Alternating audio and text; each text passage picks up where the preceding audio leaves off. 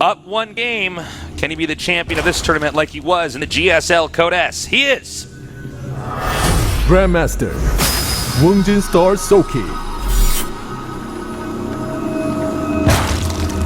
And over here in the upper left, can he come back? And if he does, how will he do it? He is. Master, SK Telecom T1 Su. What's up, Artosis? Well, I'm still contemplating the effects of that last game on the future of ZVZ, and just how it seems like you just can't really kill people with rushes anymore. You know what it reminds me of, actually? This is old school, but back in Starcraft 1, Protosses would open up 2-gate against Zerg. Yeah, that's and it was a supplied rushing technique where the Zerg had to get like a lot of spine crawlers depending on how many zealots the Protoss got. And this was just considered an effective way to play the matchup, and then eventually it could have came down to the fact that, well, a good Zerg will never die to the Zealot Rush. You will always get the sunken colonies up, and then you don't have another base, and your tech is messed up. Yeah. And then that's when the Protosses started going for fast gas, which then eventually became the fast expansion. The matchup in StarCraft 1, probably the largest evolution of builds for both sides, but I feel like we're kind of seeing that here in this ZVZ metagame here for StarCraft 2, where you can't really, as far as I can tell when I watch that, you can't really keep doing that rush there. Yeah. Because there's only so many variables that the opposing player has to account for. Yeah. And the more experience that player has, then the easier it is to deflect, and therefore the build becomes kind of anachronistic. Yeah. I could not really agree with you more, Tasteless. So, you know, that means that we are likely to see more of the hatchery first play, because like what we're seeing from Soulkey here, the quick pull into hatchery, it's just slightly it's slightly less economical than hatchery first, which is what Su has actually done here. And I think that's a good call by Su, whereas from Soulkey it's like, well, you just held it on Whirlwind.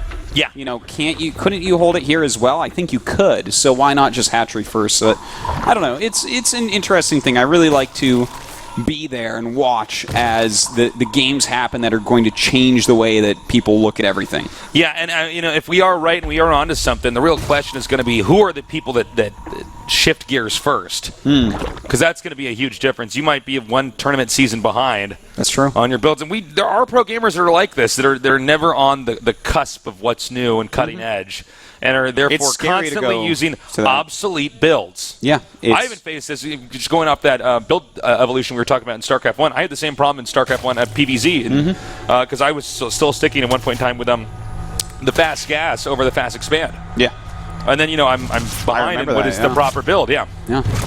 But no, it's pretty exciting, and you know what? It's kind of a healthy thing that in StarCraft 2 we actually see all the mirrors evolving quite a bit recently. Like PvP is completely different from what it was. Yes. ZVZ is evolving a bit as well.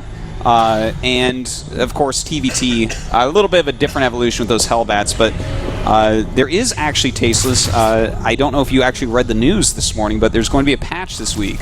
Yeah, I know. Yeah. Okay. Yeah. To take away that, make the Hellbats get that extra light damage with the blue flame upgrade. That I needed to happen. Yeah, I think I'm looking forward to that. It's a really solid. It's one of the patch changes where I looked at it, I'm like, okay, this. Yeah, and I really like this. Yeah. The Banshee cloak being cheaper as well. You know, it's and that's probably going to give us another evolution of TVT also. Oh, absolutely. Where it probably will go back to Widowmine Banshee because now cloak is so cheap. It just kind of makes sense. And what's interesting about that is that's going to be kind of a new age mech kind of a game, you know? It's going to be really cool.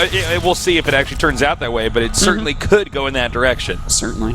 Well, it looks like Su going to get really aggressive again this game, but not completely all in. He is droning behind this, but quite a few Banes and quite a few Zerglings on the way. Yes. Now the Lings have come down here and bounced off Soulkey's Lings. Well, he's got to be careful here. Baneling's morphing all over the place. Baneling's moving in now. And point of contention here. The Spine Crawler not finished. And very nice explosion there by Su. And in fact, he gets in there and does quite a bit of damage so far. This actually might kill Soulkey here. Yeah, it very well he didn't get the Queen. That was, oh no, excuse me, he did get the Queen. Now going here towards the main base. The drone's unprotected. A Baneling now coming down here. And, no, not as much as he wanted. Yeah, not as much as he wanted. And let's see here. The drone count right now is 35 to 27, putting Sue in an impressive lead. Yeah, he's doing a great job so far, Tasteless, and he is actually getting his layer behind this, droning and making some more Lings and Banes as well. So he's going to be completely safe, even if Soulkey tries to do a counterattack. Yeah, and this is going to be a very different game from the last game here with Sue already in a massive lead. Now, economically, it's going to be very, very tough now for Soulkey to hang on. Yeah, it looks like Soulkey got caught off guard just a little bit there. His Baneling slightly late, and of course, as we were talking about before, Sue's build a little tiny bit better, and all those things really have added up so far this game. Yeah. Very true. Now he's engaging these Lings over here, and that was definitely a loss there for Sue.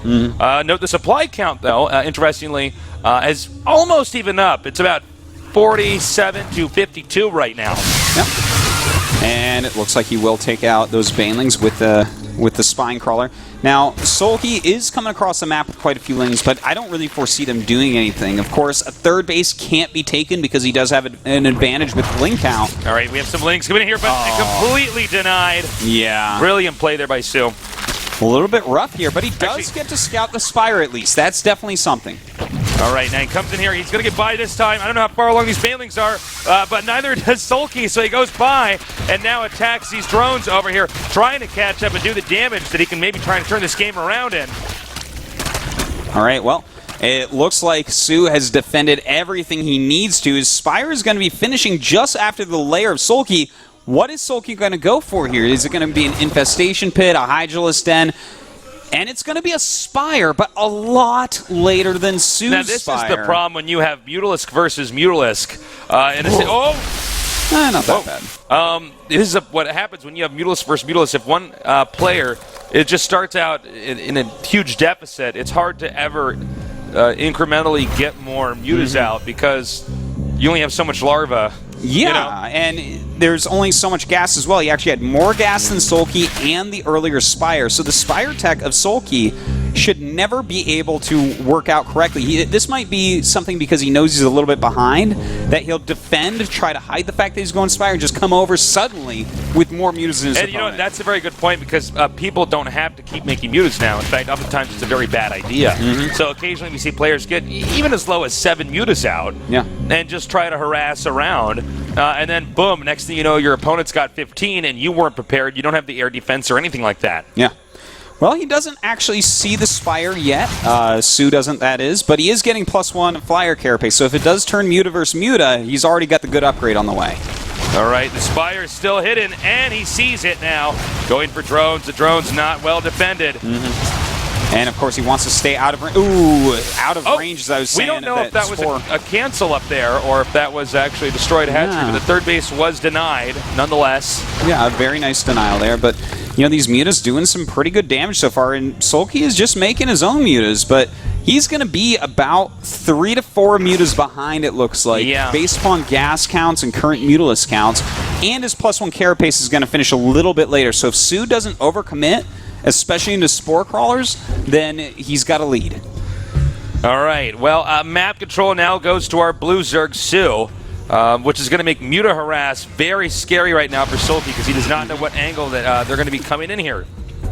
And, you know, the Mutalisk counts... Actually, the Mutalisk counts are not as off as I thought they'd be. Yeah, no, it looks 12 like... 12 to 10 right now. That's not bad. It should stay at about a 2 Mutalisk lead, but, you know, the more they fight towards Soulkey's base, the more transfuses he'll be able to use, the more Spore hits, the closer rally points, the Queen's dealing a little bit extra damage. I love everything you're saying right now. It's all so true.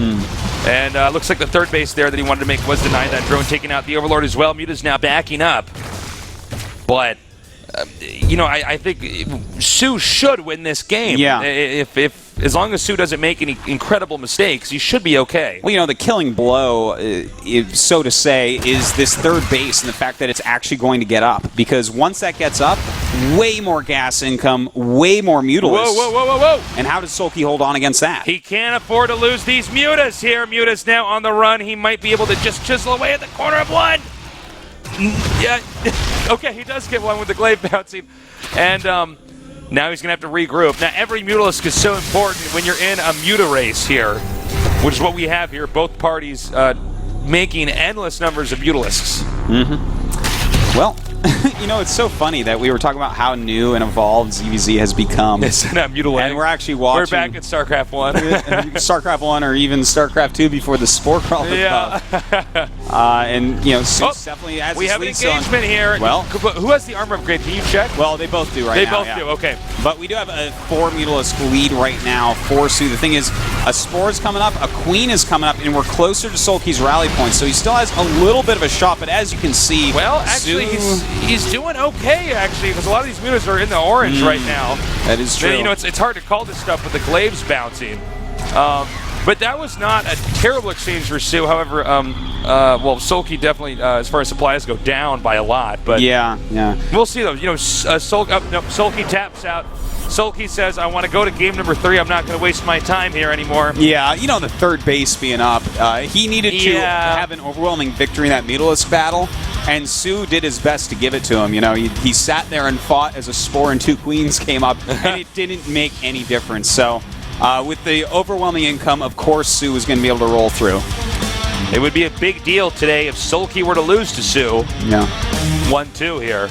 Yeah, that would be. Sue definitely putting up a good fight. And you know what is really interesting to see, Tasteless, because I know, you know, of course, we're old StarCraft 1 guys. Yeah. SKT1 has historically been known for having the worst Zerg lineup ever. Like, the crappiest, most garbage Zerg lineup. They've always been known for Protosses and Terrans. That's very true. And with Sue doing better and better and better in StarCraft 2, and of course in StarCraft 1 towards the end there, their Zergs S2 and Sue and whatnot picked it up quite a bit. But to see SKT1 Zergs doing well, it's like a testament. Are a change in Artosis. It's a testament to them really never giving up, I would say. Yeah. No, I got to agree with you on that. It's kind of cool to see how things are slowly shifting. Now, let's talk about that game back there. Some people might look at that game and say, well, he won the Mutalisk fight. But really, the game was actually won pretty early on. It was when Sue did the proper amount of damage with that rush that allowed him, because he didn't have to go Mutas. He could have gone Roaches. There's a lot of different things he could have done there. But that allowed him to get that lead, and then he was able to keep that. Yeah. So, really good play. Very solid. I do like that he went for that hatchery first into that. I want to see on Star Station, do both players go hatchery first? Because I do feel like that's the right choice right now. I think they go hatchery first, but, you know, it's hard to say.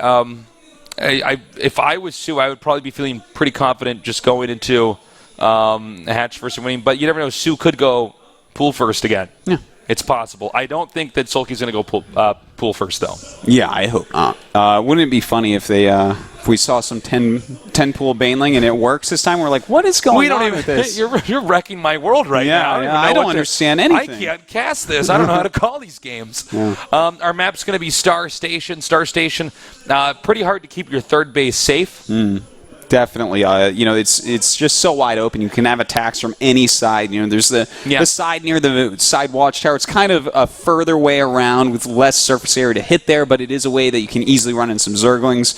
Of course, straight up or down to it through that fourth base location and through the very open front anyways. So definitely a map that you're going to have to be very careful on if you take that third base. Yes, that's very true. But you never know what to expect. Do you think we're going to see Mutas here? Yeah, I think we'll see Mutas from at least one side here. One of the reasons why I was thinking that is because the third base is so susceptible to Lings. Yes, exactly. And that just that's the thing that sets you up for Muta. When we say he's going for Mutas, he's going to always have Zerglings with the Mutalisks. And oftentimes it's not even really the Muta versus Muta engagement that wins it. It's Lings like getting into your main and killing drones or like denying the third base. There's so much stuff that can go on. Really, really well said, Tasteless. That is so often the case. And in fact, that's kind of what we saw last game was the third base was up for Sue, and Soulkey's just like, well, there's no point anymore. So we'll see. I think you're pretty much right there, Tasteless. Like, we should see. I think I'm pretty much right. If anyone doesn't go Muta, I think that it's going to be probably like a 2-base, very strong Roach attack. That could be the case as well. It is a 4-player map, so not as likely to have as many all-ins, but you never know what to expect here in Seoul, Korea, where the best esports players reside, duking it out against the best game ever made, StarCraft 2, here at